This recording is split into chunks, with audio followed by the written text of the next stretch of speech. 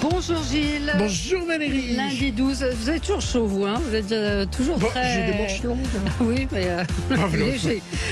Daniel Moreau, bonjour, vous êtes notre invité aujourd'hui, on se connaît bien, on a travaillé ensemble, les auditeurs qui regardent Cyril Hanouna vous connaissent, puisque maintenant vous êtes passé devant le petit écran, puisque vous êtes une programmatrice, journaliste, grande connaisseuse de la télévision, et avec vous on va parler de ces dames du petit écran, ces grandes dames du petit écran qui sera diffusée vendredi à 21h10 sur France 3.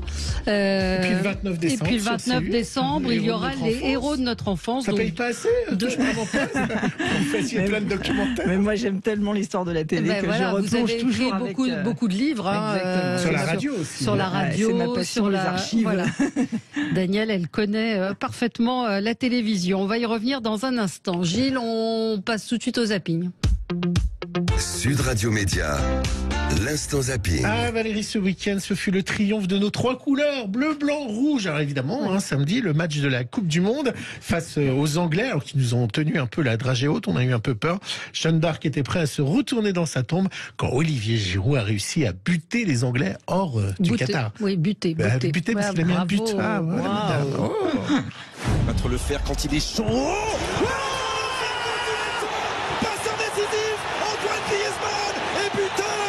Olivier Giroud, il avait manqué il y a quelques secondes face à Pickford et là il ne laisse aucune chance au gardien anglais et les Bleus repassent devant à un peu plus de 10 minutes de la fin de cette rencontre. Olivier Giroud. Une victoire devant. Vous avez regardé Daniel ? Oui, bien sûr. Vous avez regardé le foot? Ah oui.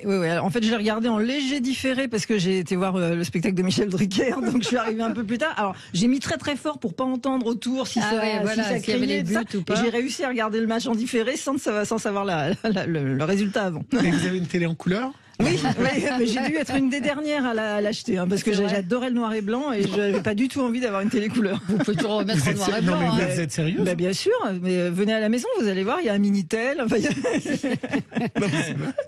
Non, mais j'ai pas de machine à laver en revanche, ni four.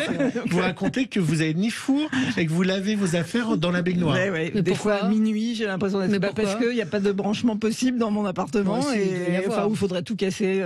Et maman adorait laver, moi j'aime un peu moins, mais je suis obligée, je le fais. Donc là, les affaires qu'on voit sur vous ont été lavées dans votre baignoire. Exactement. Gilles, on continue. Une victoire devant 17 millions de téléspectateurs, battant le record d'audience de l'année TF1 avec un pic à 20 millions à 22h, Valérie. Une popularité qui a mis aux oubliettes le boycott. Ça, c'est bien fini. Samedi soir, l'humoriste Philippe Capri-Rivière s'en est amusé sur France 2. Vous regardez les matchs des Bleus, mais vous ne deviez pas boycotter ? J'ai boycotté jusque 19h59. Puis, après, j'ai entendu la Marseillaise, mon côté patriote. Vous avez craqué ? J'ai craqué. Non, pour être honnête, plus la compétition avance, moins j'ai de conviction en fait. Non, mais je me hugolorise. Vous savez. À partir des quarts de finale, je me rends compte que les droits des femmes et des LGBT, j'en ai plus rien à foutre. Et je me dégoûte. Attention. Et oui, il y avait du monde devant la télé. Il y en aura mercredi. Ah, moi je pense qu'on peut parier. Moi je parie au moins 20 millions. Évidemment. Évidemment. Bleu, blanc, rouge. Je continue mathématiques pour Éric Ciotti, qui est donc le nouveau président des Républicains. Alors il était sur le plateau du 20h de TF1. Bon, il va intérêt à se tenir à carreau Anne-Claire Coudray parce que c'était l'ordre. Je veux une droite ferme, une droite qui rétablisse l'ordre dans la rue. On voit que le désordre s'installe. On a vu cette dramatique affaire, cette personne âgée, 88 ans, assassinée tous les jours. On a ce lot de nouvelles qui marquent le délitement de l'autorité. Et on a besoin de plus de liberté. Donc je veux une droite de l'ordre, une droite de la liberté qui fasse diminuer les impôts, les charges, les normes, tout ce qui paralyse.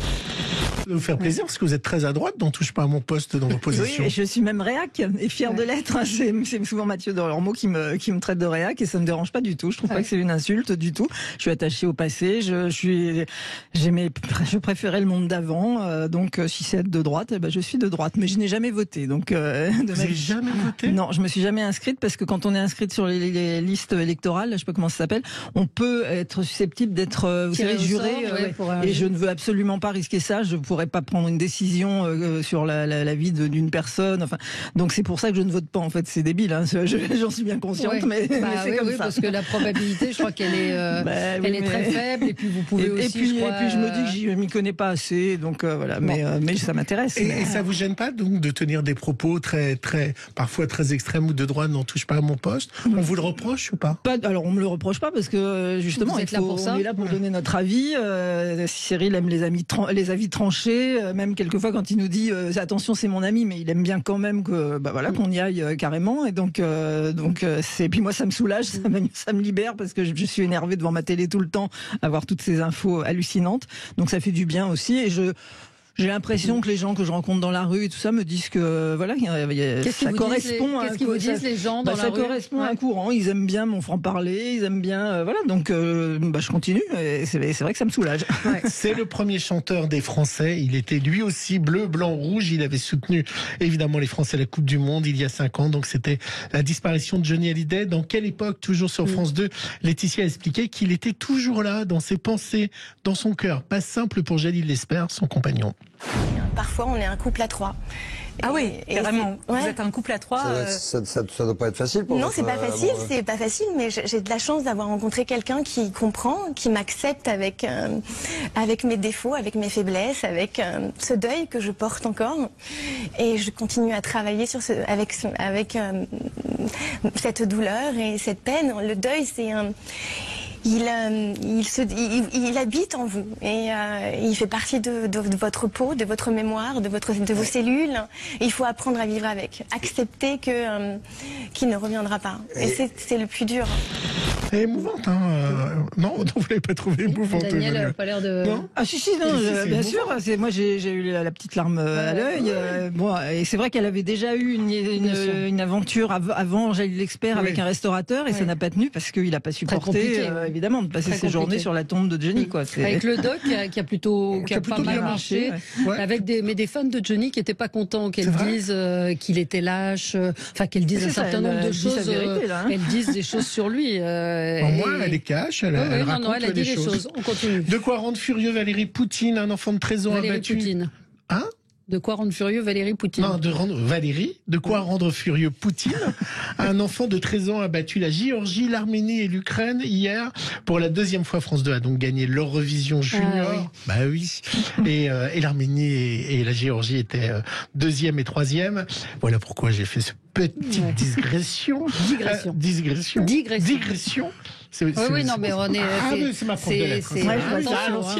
Attention, j'ai la baguette sur les doigts. J'adore ça. Et Lisandro et sa chanson Oh Maman est arrivé en tête avec 203 points. Et la bonne nouvelle, c'est que cette chanson a été composée par Barbara Pravi. Mais c'est génial. On adore. Enfin, moi j'adore. 71 oui. Wow. On va gagner, Carla. La France remporte la 2e Eurovision Junior de son histoire après Valentina il y a 2 ans. C'est incroyable.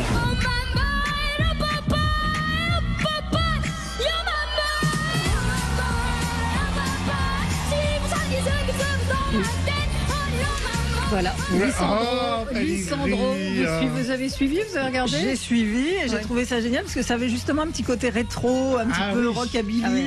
Donc j'étais ravie que ça gagne. Franchement, j'y croyais pas parce que voilà, c'est super. Allez, on se retrouve dans un petit instant avec Danielle Moreau, donc journaliste, réalisatrice et chroniqueuse chez Cyril Hanouna. Nos auditeurs ont des questions pour vous, Danielle, je vous préviens tout de suite. Et on va parler de ces docs. Et on va parler des documentaires. Non, pas du tout. On vous adore. Oui, Gilles dit qu'il vous adore. Allez, on s'y retrouve. Un autre Gilles. À tout de suite. Sud Radio Média, l'invité du jour. L'invité du jour, c'est Danielle Moreau. Danielle Moreau qui connaît très bien la télévision. Vous proposez deux documents.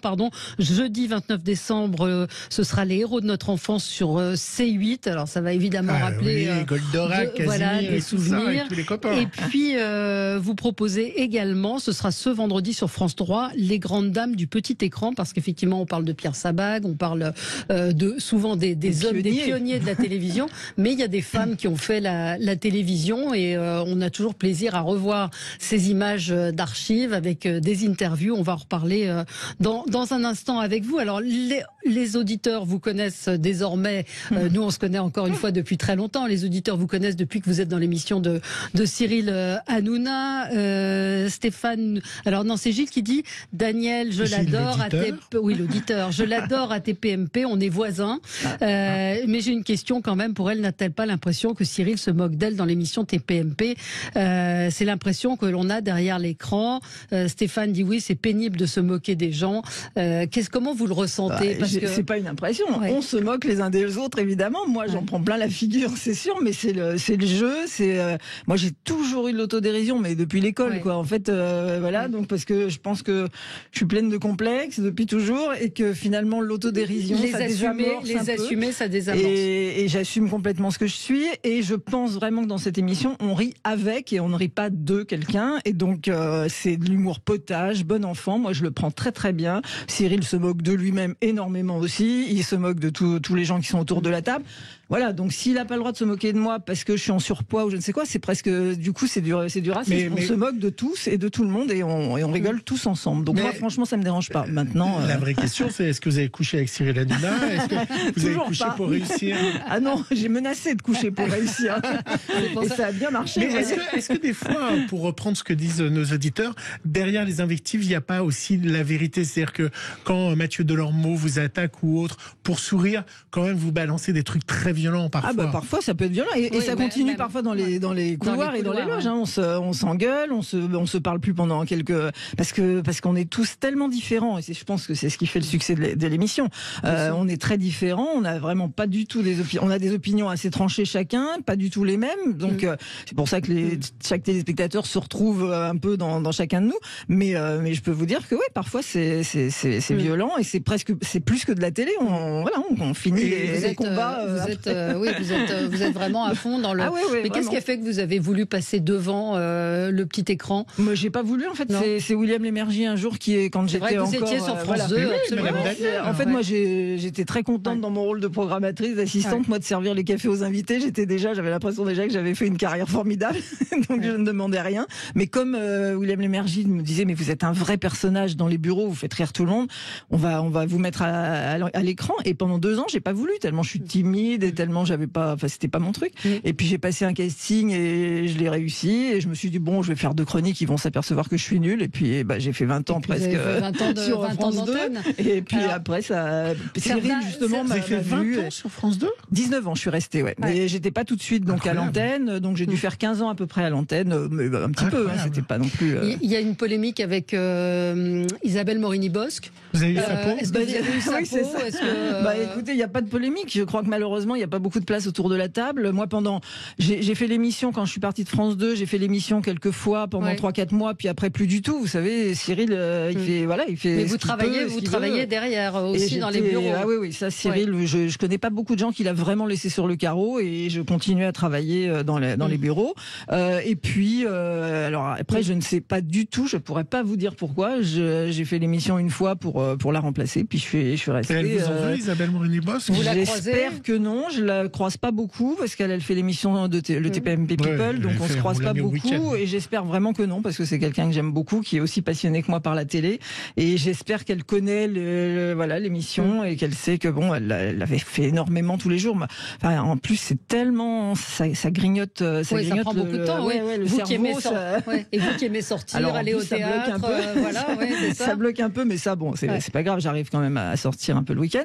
Mais en revanche, honnêtement, je ne saurais vraiment pas vous dire pourquoi, parce qu'on n'en parle pas, on n'ose pas demander, et j'espère vraiment qu'elle m'en veut pas. Et bon, je suis sûr que ça reviendra. Il y a peu de place autour de la table, et mine de rien, tout le monde critique, mais tout le monde aimerait bien y être autour de la table. Oui, c'est ça. Ce que vous nous disiez pendant la pub, c'est que des gens vous envoient des messages d'insultes, etc. J'en ai un mystérieux, je ne sais pas qui c'est, mais il a l'air de me connaître. Sauf que tout le monde monde regarde. Ouais, voilà, exactement. Ça, tout le monde regarde. C'est une émission où on sait qu'il va forcément se passer quelque chose. C'est une des rares émissions encore en direct. Absolument. On va parler quand même de vos docs, parce que vous êtes là pour ça. Les grandes dames du petit écran, donc vendredi à 21h10. Ces femmes auxquelles vous vous êtes intéressés, dont on a oublié finalement qu'elles ont été des pionnières aussi.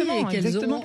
Même les speakerines, vous voyez, on a une image des femmes troncs à côté un peu potiches à côté d'un pot de fleurs, et en fait on s'aperçoit par exemple la toute première Jacqueline Joubert, elle a inventé le talk-show, elle a été la première directrice d'une unité jeunesse, elle l'a vraiment créée, et elle a quand même créé Récréa 2 et lancé Dorothée, elle avait un flair incroyable, et vraiment Jacqueline Joubert, les Canciens, les Brogniaux, toutes ces femmes qui ont été patronnes. Mais c'est vrai que dès les années 50, même une Catherine Langer, on a l'impression d'une dame avec un chignon, d'une vieille bourgeoise, et en fait elle était divorcée à une époque et c'est pour ça qu'il a fallu qu'elle travaille. Il se murmure qu'elle a été pistonnée par François Mitterrand parce que c'était le premier amour de François Mitterrand, et c'est comme ça qu'elle est rentrée à la télévision. Ça se murmure, personne n'a vraiment la preuve, mais enfin voilà. Mais c'était des femmes qui s'assumaient, qui travaillaient à une époque où peu de femmes travaillaient, et puis qui se contentaient pas d'être femmes troncs. Elles ont toutes eu des émissions.